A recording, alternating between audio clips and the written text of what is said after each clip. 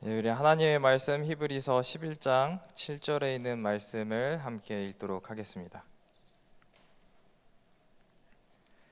히브리서 11장 7절에 있는 말씀입니다.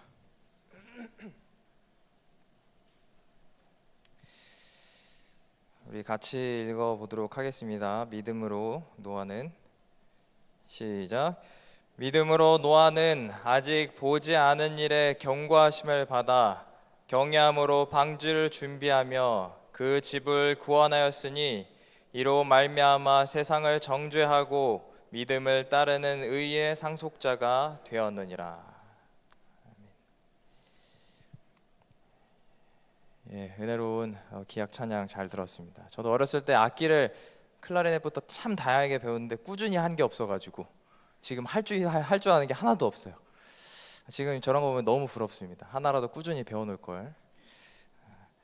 오늘 비가 갑자기 어제보다 더 많이 오는 것 같습니다. 그죠? 비가 진짜 하늘이 구멍 뚫린 것처럼 갑자기 막 쏟아 내려지기 시작하더니 이거 이러다가 정말 오랜만에 홍수 보는 거 아닌가 이 생각이 들 정도로 아까 여기 교회 옷 갈아입고 다시 올 때는 앞이 거의 안 보이더라고요. 너무 쏟아져가지고. 그래서 어떤 생각이 들었냐면 오늘 비 내리는 걸 보면서 제가 노아 홍수가 좀 생각이 났습니다. 노아 홍수의 때가 어땠을까? 과연 그때는 얼마나 비가 많이 내렸을까? 이런 생각이 참 많이 들었던 것 같습니다. 그래서 오늘 노아 이야기를 준비하였습니다. 오늘 비가 오는 걸 보고 급하게 이때 노아 이야기를 해야겠다 생각이 들어가지고 말씀을 준비해 보았습니다. 보지 않고 믿는 일이 참 쉽지 않아요. 그죠? 무엇인가를 보지 않고 믿는 일이 참 쉽지 않습니다. 왜 그런 말 있지 않습니까? 그죠? 속담 중에 백문이 뭐예요? 불여일견, 한 번 보는 것이 100번 막 듣는 것보다 낫다. 그래서 사람들이 자꾸 믿음도 보여달라고 합니다. 보여주세요. 보여주면 믿겠습니다. 그래서 많은 사람들이 믿음을 보여주려고 노력합니다. 나의 믿음을 봐라. 그리고 또 많은 교회들이 보이는 믿음을 찾고 사람들에게 소개하기 위해서 노력합니다. 우리 성도님들, 하나님이나 예수님을 꿈속에서라도 보신 적 있으세요? 꿈속에서라도 간절히 뭔가 하나님 정말 예수님 만나고 싶다. 제가 한동안은 그런 생각을 많이 했던 것 같아요. 예수님 정말 한번 보고 싶다. 우리가 맨날 초상화 보는 그 그림처럼 그렇게 생기셨나? 한 번만 보면 내가 진짜 확신을 더 가질 수 있을 것 같은데 꿈속에서라도 그냥 그 발끝이라도 보면, 선지자들이 봤던 그 뒷모습이라도 보면 내가 좀 더 확신이 들 텐데 이런 생각을 종종 하곤 했습니다. 그런데 오늘 노아의 믿음을, 히브리서 11장은 많은 선조들의 믿음을 소개하면서 노아의 믿음을 뭐라고 소개하고 있냐면, 믿음으로 노아는 아직 보지 않은 일에 경고하심을 받았다. 그리고 그것을 행했다라고 말합니다. 그런 의미에서 저는 이 노아의 믿음을 오늘 공부해 보고자 합니다. 세계가 창조된 이후에, 세계가 창조된 아래 가장 혼란스러운 때가 있었다고 한다면 이 노아의 때입니다. 노아 홍수는 한 시대의 종말을 의미하면서 새로운 시대의 시작을 의미하는 장이기도 합니다. 그리고 이 노아 홍수를 성경에서는 종종 어느 때와 비슷하다고 그래요? 재림의 때와 비슷하다라고 예수님께서는 소개하셨습니다. 예수님께서 이 재림을 표현하시면서 노아 홍수를 인용하셨어요. 이렇듯 노아는 우리와 비슷하게 한 역사를 끝내고 또 새로운 역사를 시작한 사람이었습니다. 그러므로 우리가 그의 믿음과 그의 모습을 공부하는 것은 굉장히 중요한 것 같습니다. 예수님께서도 예를 들으셨던 것처럼 우리도 재림의 시기에 가까운 사람들로서 노아의 믿음을 어떻게 배워가야 하는지 볼 필요가 있는 것 같습니다. 그리고 보이지 않는 일에 대해서 어떻게 그가 믿음을 가지고 살 수가 있었는지, 그 방법에 대해서 집중적으로 보고자 합니다. 어떻게 노아는 이 엄청난 일을 감당할 수 있었을까요? 노아 방주를 지으라고 하는 이 엄청난 일을. 그 당시에는 비가 한 번도 내린 적이 없었어요. 비라는 걸 본 적이 없습니다, 사람들이. 그런데 노아에게 말씀하시죠. 야, 비가 내려서 세상을 멸망시킬 거야. 그리고 그걸 전도하게 합니다. 노아는 이 일을 어떻게 감당할 수 있었을까? 노아는 보지 못한 것을, 또 보이지 않았던 하나님을 어떻게 믿을 수 있었을까? 그 이유에 대해서 집중적으로 살펴보고자 합니다. 이 노아 홍수 이야기가 생각보다 길기 때문에 다 다룰 수는 없지만 그 부분에 집중하여서 살펴보도록 하겠습니다. 창세기 6장부터 8장에 걸쳐서 노아 홍수 이야기가 전개되고 있습니다. 우리가 이제 노아를 알려면 창세기로 다시 돌아가야 되죠. 창세기 6장부터 8장에 보게 되면 노아 홍수가 전개가 되는데, 먼저 6장을 한번 보도록 하겠습니다.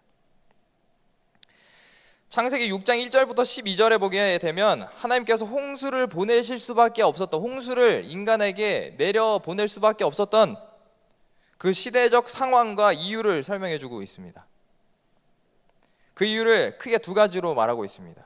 그런데 그 중에서, 그 두 가지 이유 중에서 가장 먼저 등장하는 하나님께서 홍수를 이 세상에 보내실 수밖에 없었던 이유, 첫 번째를 먼저 살펴보겠는데, 그것은 1절부터 4절에 있는 말씀입니다. 사람이 땅 위에 번성하기 시작할 때 그들에게서 딸들이 나니 하나님의 아들들이 사람의 딸들의 아름다움을 보고 자기들이 좋아하는 모든 여자를 아내로 삼는지라. 여호와께서 이르시되 나의 영이 영원히 사람과 함께하지 아니하리니 이는 그들이 육신이 됨이라. 그러나 그들의 날은 120년이 되리라 하시니라. 당시에 땅에는 네피림이 있었고 그 외에도 하나님의 아들들이 사람의 딸들에게로 들어와 자식을 낳았으니 그들은 용사라 고대에 명성이 있는 사람들이었더라. 요 1절부터 4절에 있는 이 창세기 6장 1절부터 4절에 있는 요 내용이 사실 여기에서 엄청난 이단들이 많이 나옵니다. 이설들과 이단들이 여기에서 잘못된 해석을 가지고 엄청나게 많이 나와요. 그리고 가장 핫하다고 볼 수가 있는 이슈거리가 여기에 있는데, 그게 뭐냐면 바로 하나님의 아들들과 사람의 딸들에 대한 개념입니다. 그리고 아직까지도 가장 사람들이 많이 알고 또 믿고 또 그렇게 이해하고 있는 가설이 뭐냐면, 해석이 뭐냐면 하나님의 아들들을 뭐로 보는 거예요? 천사로 보는 것입니다. 천사. 그래서 하나님의 아들들을 천사로 이해하고 사람의 딸들을 인간의 딸이라고 이렇게 해석하고 그냥 여자라고 해석을 해서 천사들과 여인들 사이에 자녀들이 생기는, 그래서 반신반인과 같은, 그 그리스 로마 신화와 같은 반신반인의 사람들이 생겨난다, 뭐 이런 세상 생각들을 가지고 합니다. 그런데 우리가 잘 알듯이 절대 천사가 아니죠, 그죠? 하나님의 아들들은 천사가 아니라는 성경적인 자료가 아주 많이 있습니다만, 그 중에 하나만 소개하자면, 예수님께서 마지막 때에 재림하시기 전에 이 노아의 홍수를 인용하시면서 이렇게 말씀을 하셨습니다. 사람들이 노아의 때와 같이 먹고 마시고 시집가고 뭐 한다 그랬어요? 장가가리니 라고 말을 했어요. 노아의 때와 같이 사람이 먹고 마시고 시집가고 장가간다고 했는데, 그냥 이게 천사라고 해석해보면 이게 뭐예요? 재림하기 전에 천사들이 갑자기 내려와가지고 시집가고 장가가고, 말이 안 되는 거죠. 그런 적용이 돼버리기 때문에 이 일뿐만 아니고 많은 성경 구절에서 이것이 말이 안 된다는 것은 너무나도 잘 나와 있습니다. 그렇다면 하나님의 아들들은 누구인가? 그냥 간단하게 말씀드리면, 또 우리가 알듯이 하나님의 아들들은 그 당시에 하나님을 섬긴다고 하는, 소위 그리스도인이라고 스스로를 말하는 아담의 셋 아들 있죠. 셋째 아들 셋의 후손들이었습니다. 즉 하나님을 믿는다고 하는 사람들입니다. 그럼 왜 하나님의 딸들이 아니고 하나님의 아들들인가? 당시 시대적 상황을 생각해 보면 알 수가 있습니다. 요즘처럼 남자 여자가 너무 자유스럽게 서로 이렇게 사랑을 표현하고 그럴 수 있던 시절이 아니죠. 대신에 남자가 좀 더 선택권이 많은 시대였습니다. 그래서 남자들이 남성 중심 사회였기 때문에 남성 중심으로 여인을 만났던 시대예요. 소위 하나님의 딸들이 사람의 아들들을 선택했던 게 아니라, 여기서 뭐라고 말하냐면 하나님의 딸들이 사람의 아들들을 선택한 것도 아니고 하나님의 아들들이 사람의 딸들을 선택한 장면이 나옵니다. 무슨 뜻이에요?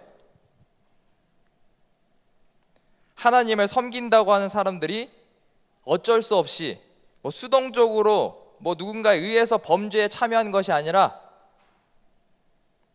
그들이 능동적으로 또 적극적으로 스스로 죄를 선택했다는 말이에요.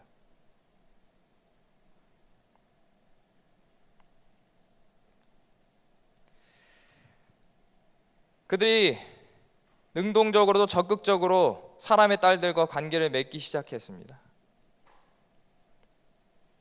딸들의 뭘 보고요? 아름다움을 봤어요. 아름다운 게 나쁜 건 아니에요, 그죠? 아름다우면 좋죠. 그런데 아름다운 것만 좋아하면 문제가 있습니다. 근데 그들은 아름다운 것을 너무 좋아했던 것 같아요. 그래서 그들은 자기들이 좋아하는 모든 여자를 아내로 삼는다라고 기록합니다.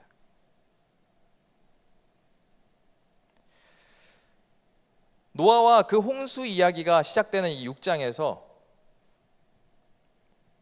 이 이야기가 나와 있는 것은 굉장히 의미심장합니다.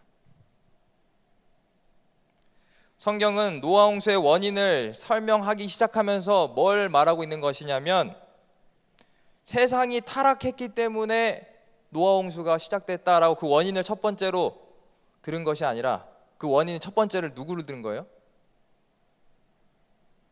하나님의 아들들이 사람의 딸들을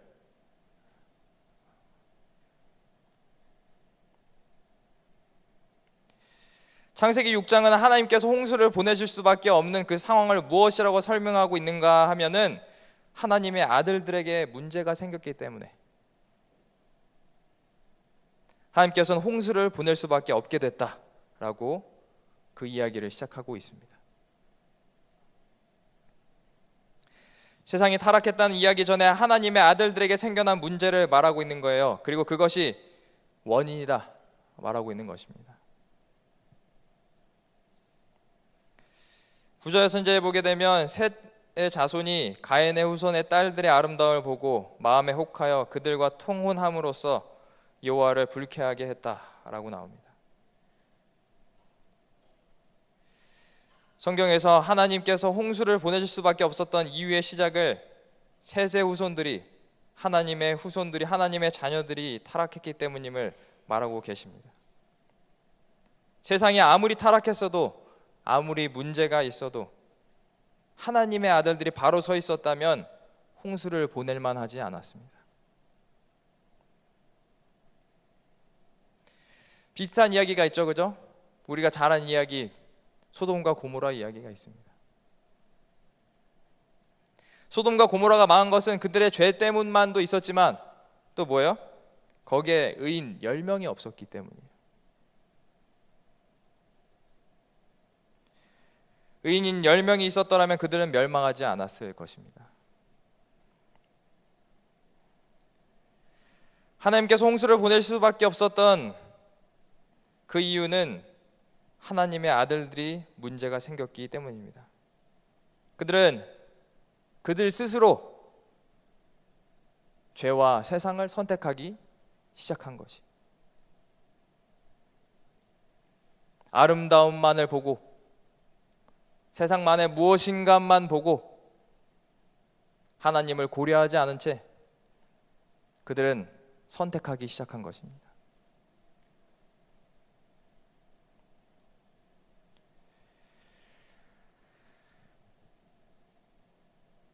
그러므로 오늘날 우리는 남은 무리로서 영적 책임을 다시 한번 자각해 볼 필요가 있습니다. 어쩌면 아직 세상에 아무리 문제가 많아도 여전히 이 세상의 끈을 잡고 계신 것은 우리 성도님들이, 또 하나님의 남은 무리들이 하나님께 잘 붙어 있기 때문일 수 있습니다. 하지만 반대로, 역으로 세상의 운명을 붙잡고 있는 사람들이 없어졌을 때, 세상을 변화시키고 정화시키고 죄와 싸워서 이길 만한 의지를 갖고 있는 사람들이 사라지게 될 때, 말씀을 전할, 또 구원을 전할 사람들, 또 받을 사람들이 사라지게 될 때, 더 이상 이 세상에 사람이 존재할 이유가 없어지는 것입니다.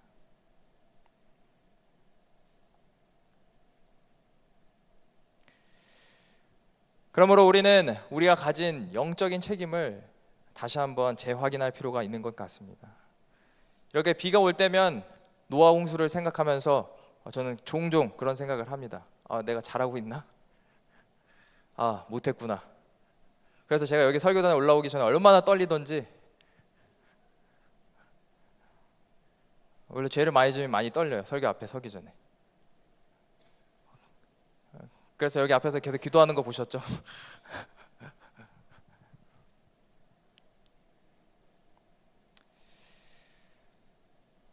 우리의 책임을 확인하고 또 다시 한번 소명의식을 갖는 모두가 되었으면 좋겠습니다.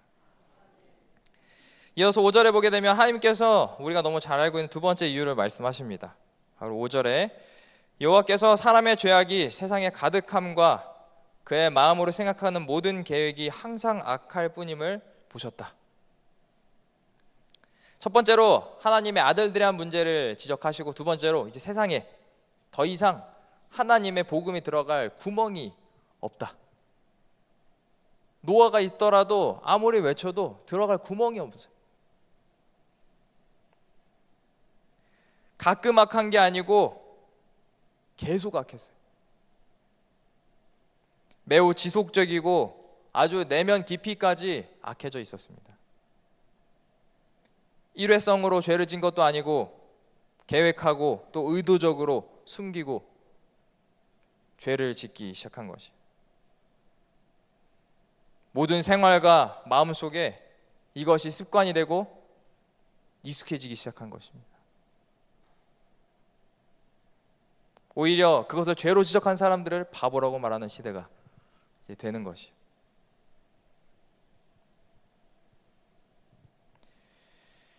그래서 그 모습을 이렇게 표현합니다. 11절에 그때 온 땅이 하나님 앞에서 부패하여 포악함이 땅에 가득했다. 아주 부패하고 지속적으로 문제가 내면적으로만 이제 생기는 게 아니라 겉으로도 이제 외형적으로도 또 밖으로도 세상에서 많은 일들이 일어나기 시작하는 것입니다. 때가 된 것 같아요, 요즘. 그죠? 많은 일들이 일어나는 것 같습니다. 어렸을 때 물을 사 먹는다고 생각해 본 적이 없는데, 그냥 단면적으로 그냥 환경만 봐도, 그죠? 어렸을 때 저 물을 사 먹는다고 생각을 해본 적이 없는데, 그리고 막 거기 저희가 미래 막 그렇게 그림을 그릴 때 막 공기 막 이렇게 사서 이렇게 환소흡기 대고 다니고 뭐 이런 거 할 때, 그래 아무리 그래도 물은 좀 그럴 수 있지만 좀 공기는 좀 심했다. 이렇게 생각해도 요즘에 해야 될 것 같아요. 산소호흡기가 필요할 것 같아요. 공기 실제로 팔죠, 요즘에. 산소 팝니다. 이제 내적 지속적인 문제가 이제 세상에서 겉으로 부패하여서 포악함이 땅에 만연하게 시작했습니다. 그래서 이제 세상에서 가장 무서운 게 귀신이 아니에요. 어린애들에게도 가장 무서운 게 사람입니다. 여기 애들 뒤에랑 여자분들 뒤에 함부로 걸어가면 큰일 나요. 그죠? 괜히 그냥 집에 좀 늦게 오랜만에 집에 딱 가면은 뒤에서 걸으면 괜히 빨리 걷기 시작하죠. 앞에 여자분이 수상한 사람이 뒤에 쫓아오는 것 같은. 저는 그런 거 피하기 위해서 막 뛰어갑니다. 정장 입고 막 앞질러 가요. 그런 세상이 되어버린 것입니다. 서로가 서로를 못 믿고 포악과 강포가 가득한 세상. 이런 배경에서 노아는 부르심을 받았습니다. 그는 어떻게 부르심을 받았고 그 부르심에 응답할 수 있었을까요? 그 이유를 이렇게 설명하고 있습니다.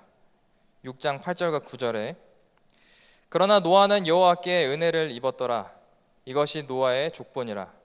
노아는 의인이요 당대의 완전한 자라. 그는 하나님과 동행했으며. 하나님과 동행했다.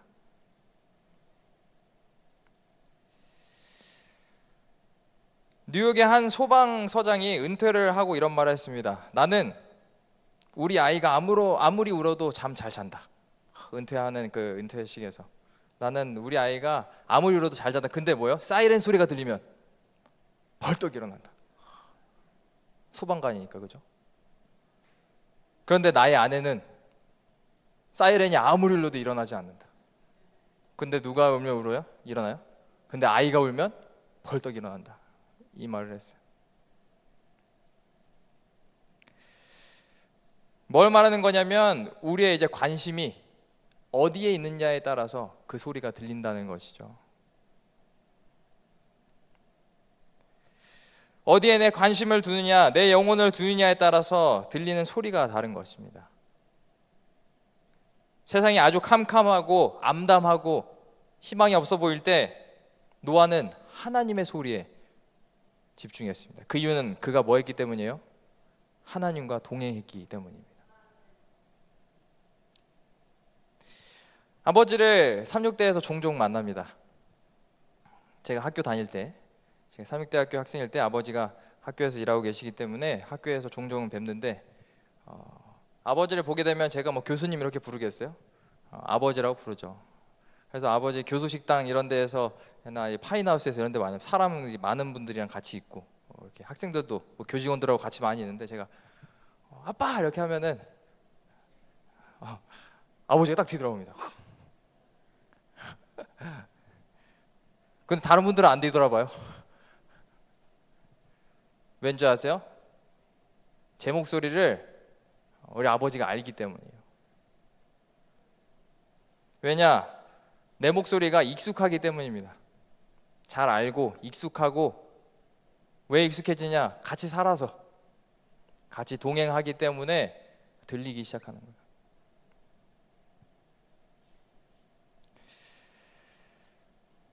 노아는 이렇게 암담한 시대에 하나님과 동행했고 하나님의 음성을 들었습니다. 그러면서 성경은 노아를 이렇게 설명하고 있습니다. 9절에 이것이 노아의 족보인데 노아는 의인이다. 당대의 완전한 자다. 그는 하나님과 동행했다. 자, 노아를 설명한 이 세 단어는 한 목사님 그리고 학자들의 설명에 의하면 첫 번째 단어를 그 뒤에 단어들이 이렇게 수식하고 설명하는 단어라고 합니다. 그 뜻은 뭐냐면 야, 노아는 의인이야 이렇게 말했는데, 근데 의인이 뭐냐면 완전한 사람이야.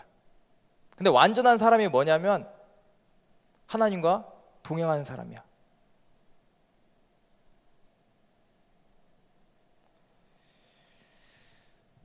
노아를 의인으로 설명하고 이 의인의 뜻을 설명하고 또 설명하면서 결국 그것은 하나님과 동행하는 사람이다 라고 말합니다.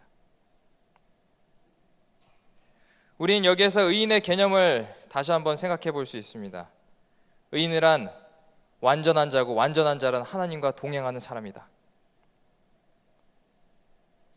노아의 의와 노아의 완전이 고로 뭐요? 자신이 의로웠기 때문에 그렇게 된 게 아니라 하나님과 동행했기 때문에 의로운 사람이었다는 것이죠. 하나님과 동행함에 그가 의인이 되었다는 것입니다. 그리고 8절에 노아는 그래서 어떤 사람이었습니까? 하나님께 은혜를 입은 사람이었다. 우리는 기억해야 됩니다. 노아가 어두운 세상에서 굳게 서 있었지만 그가 서 있을 수 있었던 이유는 그가 아주 막 대단하고 착하고 막 성실한 사람이어서가 아니었어요. 그가 뭡니까? 그는 심지어 그 노아 홍수 사건 이후에 실수를 범하죠. 그런데 그가 그때 굳게 서 있을 수 있었던 이유는 그가 하나님과 동행하는 사람이었습니다. 흠도 많고 그런 사람이지만 그가 그렇게 서 있을 수 있었던 것은 자신의 의 때문이 아니라 하나님께서 주신 은혜를 입은 사람, 그리고 그 은혜를 받아들이고 하나님과 동행한 사람이었기 때문입니다. 그렇기에 그는 하나님 앞에 설 수 있게, 또 하나님의 음성을 들을 수 있게 된 사람이었습니다. 하나님과 동행해서 그래서 완전해진 사람, 그래서 의로워진 사람에게 하나님께서는 사명을 주셨습니다. 이제 그에게 인류를 구원할 방주를 짓도록 명령하셨어요. 그는 오늘 말씀의 주제죠. 그렇다면 이것을 보이지 않았던 미래를 하나님의 말씀을 통해서 어떻게 지키고 그 긴 시간 동안 사람들에게 손가락질 당하면서 결국엔 자기 가족밖에 구원하지 못했던 그 일을 그가 해내게 된 것인가? 히브리서 11장 7절 다시 한번 읽고 이 말씀 이어나가도록 하겠습니다. 믿음으로 노아는, 같이 또 읽어보도록 하겠습니다. 시작. 믿음으로 노아는 아직 보이지 않는 일에 경고하심을 받아 경외함으로 방주를 준비하였다.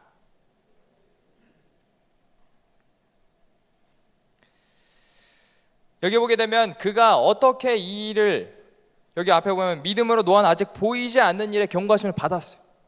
그리고 뭐 함으로 방주를 준비했다고 합니까? 네, 경외함으로 방주를 준비하였다. 히브리서에는 그가, 노아가 하나님의 말씀을 경외함으로 받았다라고 기록합니다. 그리고 여기에서 경외함으로라는 말은 두렵고 떨리는 마음으로 하나님의 말씀을 받았다라고 해석이 됩니다. 즉 하나님의 말씀을 받는 사람이 가볍고 경하게 여기면 그 말이 소용이 없는 것이에요. 우리는 종종 그렇게 생각하기 쉽습니다. 예수님께서 직접 설교하시는 거 들으면 나는 더 이상 의심이 생기지 않을 텐데, 나는 두 번 다시 한눈 팔지 않을 텐데, 예수님만 바라볼 텐데. 근데 그럴 것 같은데 신약 성경에 보면 예수님의 설교를 직접 들었던 수많은 사람들이 있었어요. 근데 그들이 다 어디 갔습니까?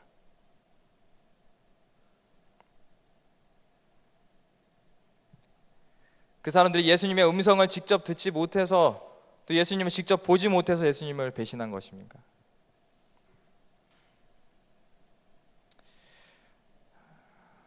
누가복음 4장에 보게 되면 그 이야기가 있습니다. 예수님께서 고향에 돌아가셔가지고, 그죠? 고향에 돌아가셔서 말씀을 전하십니다. 회당에서 말씀을 전하세요. 막 말씀을 전하니까 거기에서 고향에 있던, 그 회당에 있던 사람들이 너무 놀라운 말씀, 어떻게 저런 말을 하지? 와, 대단하다, 이 생각으로 감동을 받았습니다. 참 대단한 사람이 설교하는구나. 저 사람 누구지? 그런데 예수님이 그렇게 감동받은 그 절 이후에 뭐라고 말씀하시냐면, 제가 미리 펴놨던 것만 잠깐 읽을게요. 뭐라고 말씀하시냐면, 예수께서 이제 이 은혜로운 말을 놀랍게 여겨 이르되 이 사람이 요셉의 아들 아니냐라고 말하고 나서 예수님께서 그들에게 이르시되 너희가 반드시 의사야 너 자신을 고치리라 하는 속담을 인용하여서 내게 말하기를 우리가 들은 바 가버나움에서 행하리를 내 고향에서 여기서도 행하리라. 자, 그 뭔 말이냐면, 이 말을 하고 나서 예수님께서 이 사람들 감동받고 은혜 받고 있을 때 뭐라고 하셨냐면, 야, 이거 너네 얘기야, 이 얘기했어요. 그러니까 이 사람들이 엄청 은혜로운 말씀이다, 와, 듣고 있었는데 그 말을 듣고 나서 어떻게 행동했는지 아세요? 예수님을 밖으로 끌어내서 낭떠러지에 떨어뜨려서 죽이려고 그랬어요.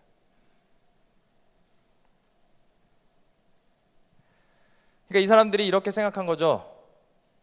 오늘 말씀 진짜 좋다. 그런데 뭐요? 내 옆에 누구? 이 말씀 꼭 들어야 되는데. 누구. 걔 이거 꼭 들어야 될 것 같은데. 걔한테 너무 적용되는 말씀이야. 그런데 예수님께서 말씀하셨어요. 야, 의원 필요한 애들이 너네야. 그 애들이 너야. 그래서 이 사람들이 그 은혜로운 감동의 말씀을 듣고 예수님을 죽이러 나갑니다. 예수님께서 이제 그 사이를 이렇게 쫙 무르르듯이 빠져나오시죠. 예수님이 설교하셔도 말씀을 어떻게 받느냐에 따라서, 말씀을 경외함으로 받지 않으면 오히려 예수님을 낭떠러지로 미는 사람이 되는 것이에요. 예수님을 낭떠러지로 끌고 가서 밀쳐내려는 완악한 마음을 가진 게 바로 우리입니다. 그 사람들이 이방이 아니었어요. 회당에 앉아있는 사람들이었습니다.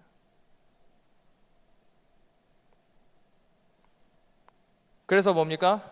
그 씨의 비유를 말씀하실 때, 그죠? 예수님께서 씨의 종류를 말씀하신 게 아니고 뭐에 대해서 말씀하셨어요? 밭의 종류에 대해서 말씀하셨죠.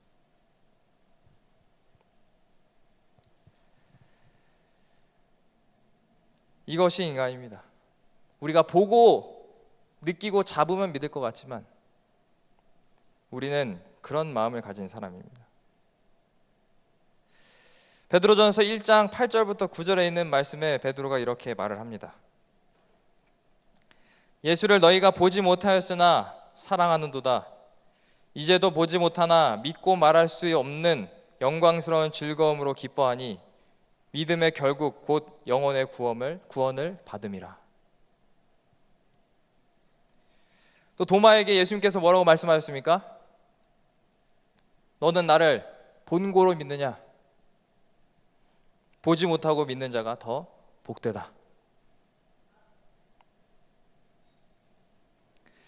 그러고 나서 하나님께서 보는 것보다 더 중요한 것, 노아가 믿었던 것을 소개하고 있는데 베드로후서 1장 16절부터 20절에 있는 말씀입니다.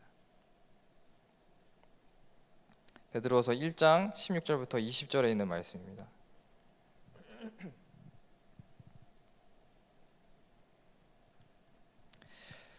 우리 주 예수 그리스도의 능력과 강림하심을 너희에게 알게 한 것이 교묘히 만든 이야기를 따른 것이 아니오. 우리는 그의 크신 위엄을 친히 본 자라. 자, 베드로가 변화산에서, 저번 주에 제가 설교했던 내용이죠. 변화산에서 예수님께서 영광 중에 변화하시는 장면을 그가 눈으로 봤습니다. 그죠? 예수님께서 영광스럽게 변화하시는 장면을 보았어요. 거기에 누가 왔습니까? 또 거기다가 엘리야와 모세가 같이 옆에 예수님과 대화하는 것을 보았습니다. 그래서 그는 영광스러운 모습을 친히 봤다. 나는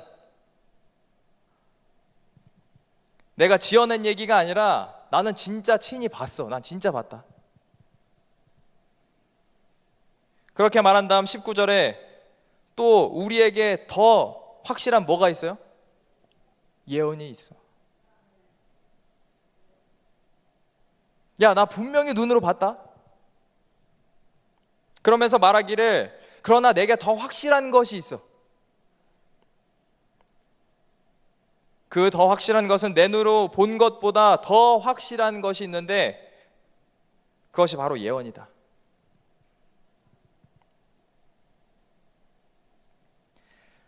여러분, 우리는 한 번이라도 예수님을 만나면 이 세상 목숨 끝날 때까지 두 말 않고 따라갈 것 같은 생각이 종종 들지만은 베드로가 말하기를 변화산에서 변형하신 예수님을 본 것보다 더 확실한 것은 하나님의 말씀과 거기 속에 있는 예언이라고 말합니다.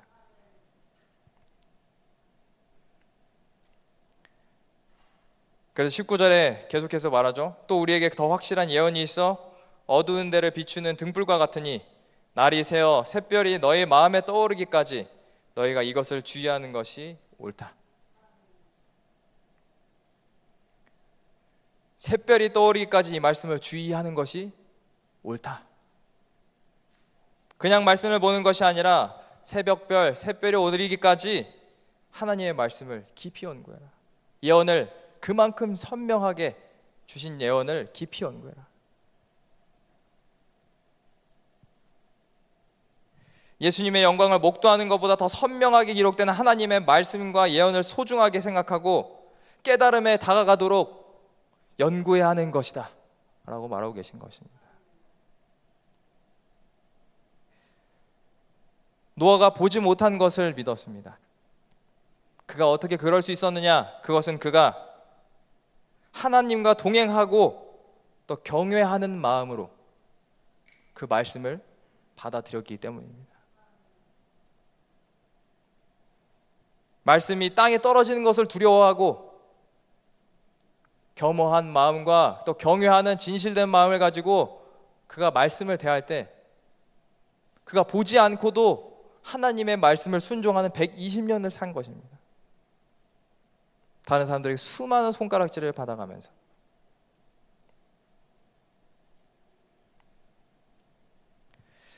오늘날 성경은 우리 시대를 노아의 때와 같다고 소개했습니다. 그리고 노아의 때와 같이 우리에게 하나님께서 새 천사의 기별과 함께 하나님의 예언을 허락해 주셨습니다. 그리고 사람들을 이곳에 초청하는 계획을 우리에게 주셨습니다. 세상은 점점 어두워져 가고 하나님 오시는 발자국 소리가 커져가고 있습니다. 그게 심지어 눈에 너무 잘 보입니다. 이런 때 우리가 이 노아의 믿음을 다시 한번 생각하면서 하나님의 말씀이 땅에 떨어지는 것을 두려워하고 나의 마음밭에 잘 떨어질 수 있도록 경외하는 마음으로 하나님의 말씀을 섬기고 또 의인이 되는 길, 하나님과 동행하는 것을 멈추지 않는 우리의 모두가 되길 바라며 말씀을 마치도록 하겠습니다.